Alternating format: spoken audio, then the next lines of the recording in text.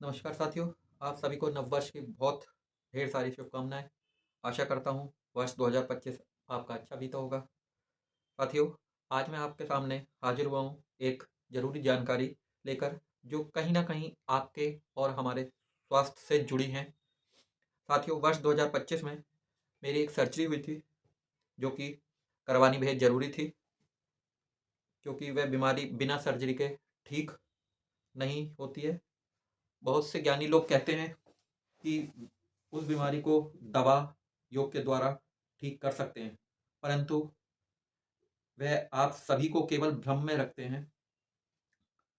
जिस बीमारी के बारे में आपको मैं बताने जा रहा हूँ, वह है हर्निया। चाहे वो इन्ग्विनल हर्निया हो, चाहे अम्बिलिकल, चाहे हाइटस हर्निया। इन सभी हर्निया में सर्जरी ही एकमात्र इलाज है। हर्निया में होता क्या है, उसके बारे में थोड़ा चर्चा करते हैं। हर्निया में पेट की जो मांसपेशियाँ हैं, वो कमज़ोर हो जाती हैं। हमारी जो पेट की मांसपेशियाँ हैं, उसमें 3 परतें होती हैं और उसमें जो सबसे अंदर की जो परत होती है, वो थोड़ी कमज़ोर हो जाती है जब, तो जहाँ से वह कमज़ोर होती है, वहाँ से छोटी आँत, इंटेस्टाइन, बाहर आने लगती है, जिनकी मुख्यतः 4 स्टेज होती हैं। और जब वो आँतें बाहर आती हैं, तो एक बल्ज, आपको उभार दिखाई देता है, जो कि हाथ रखने से, दबाने से अंदर भी चला जाता है। इसमें मुख्यतः 4 स्टेज होती हैं। पहली और दूसरी स्टेज नॉर्मल होती है तथा तीसरी और चौथी इमरजेंसी स्टेज होती है, जिसमें तुरंत ऑपरेशन की ज़रूरत पड़ती है। पहली और दूसरी स्टेज रिड्यूसिबल हर्निया स्टेज कहलाती है। इसमें आँत जो बाहर बल्ज की तरह उभरी हुई दिखाई पड़ती है, वह हाथ के दबाने से अंदर चली जाती है और रात को सोते वक़्त भी वह अंदर चली जाती है जब आप लेटते हैं तो। साथ ही कोई दर्द महसूस नहीं होता है। तीसरी और चौथी स्टेज में आँत बाहर आकर फँसी रह जाती है, जिस कारण ऑक्सीजन सप्लाई कट जाती है कभी-कभार और आँत फटने का डर रहता है।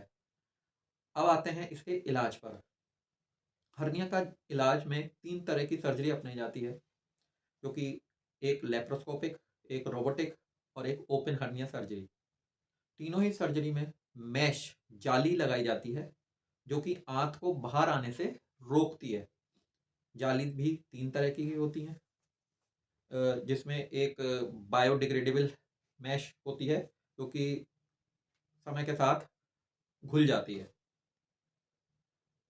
ज़्यादातर आजकल लेप्रोस्कोपिक और रोबोटिक सर्जरी की जाती है, जो कि मिनिमल इन्वेसिव सर्जरी कहलाती है, और इसमें सर्जरी के 24 घंटे बाद ही आपको हॉस्पिटल से डिस्चार्ज कर दिया जाता है और आप चल फिर सकते हैं विदिन 24 आवर्स ऑफ सर्जरी। बस थोड़ा ध्यान से। अब आते हैं इसकी कॉस्ट कितनी आती है। लेप्रोस्कोपिक सर्जरी पड़ती है around 60,000 to 70,000, depending on private and semi private wards, जो कि हॉस्पिटल में अवेलेबल हैं।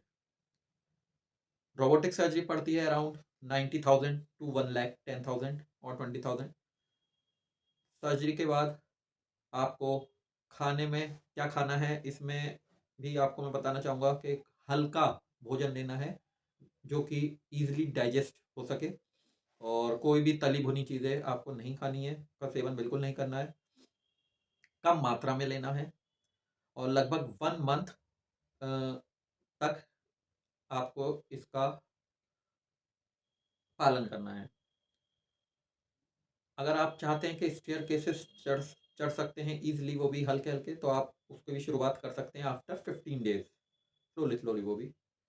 6 दिन बाद आपको डॉक्टर बुलाएँगे, जिसमें आपके जो टाँके हैं, वो हटा दिए जाएँगे, काट दिए जाएँगे। अगर आपको सर्जरी से रिलेटेड या सर्जरी के बाद क्या करें, क्या ना करें, से रिलेटेड कोई भी सवाल है, तो आप पूछ सकते हैं कमेंट बॉक्स में, और इसमें